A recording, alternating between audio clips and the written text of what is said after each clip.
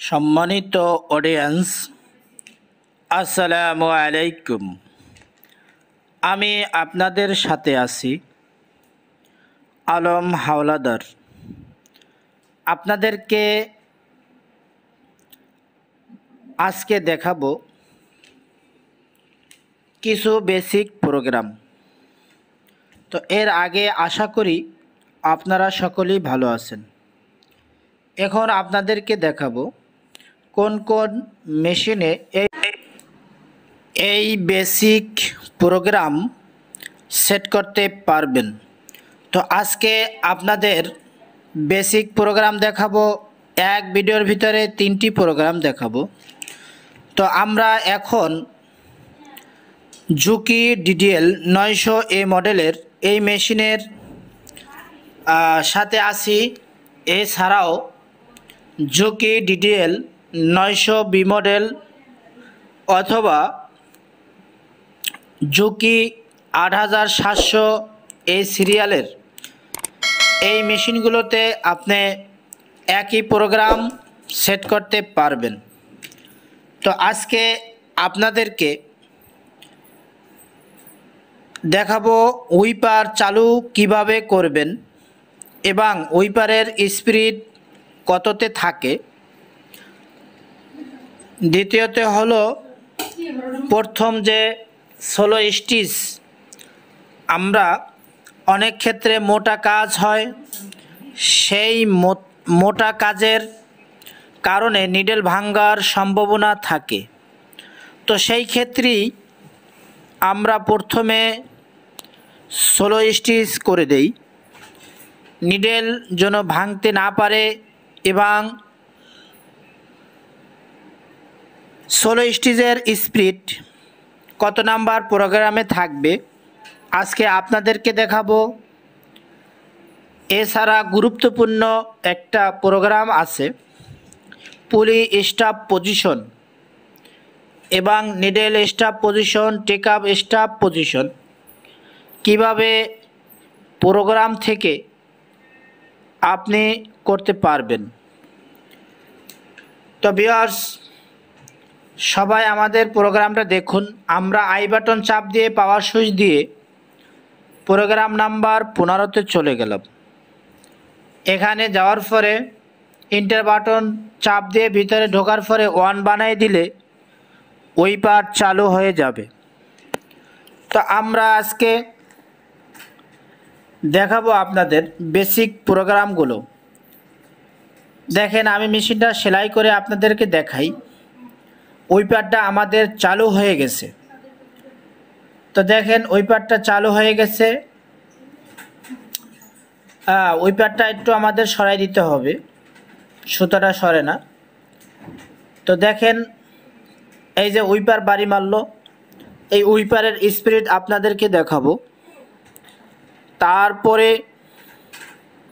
কিভাবে আপনি প্রথম 16 স্টিচ করে দিবেন, কত নাম্বার প্রোগ্রামে আছে দেখাবো। আমাদের এই YouTube channel Howlader BD swing মেশিনে লিগ্যাল ভিডিও পাবেন। তবে সবাই ধৈর্য ধরে ভিডিওটি দেখুন, শুরু থেকে শেষ পর্যন্ত দেখবেন, নয়তোবা আপনার বোঝার একটু সমস্যা হতে পারে। তো ভিউয়ার্স দেখেন, আমরা উইপারের স্পিড আপনাকে দেখাইতেছি 38 নাম্বার প্রোগ্রামে উইপার স্পিড। তো আমরা এখন আপনাদেরকে দেখাবো কিভাবে আপনি 16 স্টিচ সেট করবেন। প্রথম নিডেলটা যখন পড়বে তখন 16 হয়ে পড়বে, নয়তোবা মোটা কাজের ক্ষেত্রে ভাঙার সম্ভাবনা থাকে। আমরা 1 নাম্বার প্রোগ্রাম আপনাদেরকে দেখাইতেছি। 1 নাম্বার প্রোগ্রাম আনে এন্টার বাটন চাপ দিয়ে আপনার যেই কটা প্রয়োজন হয়, যদি 3 নিডেল দেন 3 করে দিবেন। একটা যদি 16 পরে নিডেল একবার, তাহলে একটা দিবেন। যদি আপনি 2 বার করতে চান 2 বার করে দিবেন। এরকম আপনি যতবার চাবেন ততবার করে দেওয়া যাবে। তো আপনাদেরকে দেখাইলাম 16 স্টিচ কত নাম্বার প্রোগ্রামে থাকে এবং কিভাবে সেট করবেন। তো আমাদের ভিডিওটি সবাই ধৈর্য ধারণ করে দেখবেন, কেউ স্কিপ করে দেখবেন না। অবশ্যই আপনি যদি চ্যানেলে নতুন হয়ে থাকেন চ্যানেলটি সাবস্ক্রাইব করে দিবেন। আপনাদের ডান পাশে আইকন বাটন চাপ দিয়ে বেল বাটনটি অন করে রাখবেন।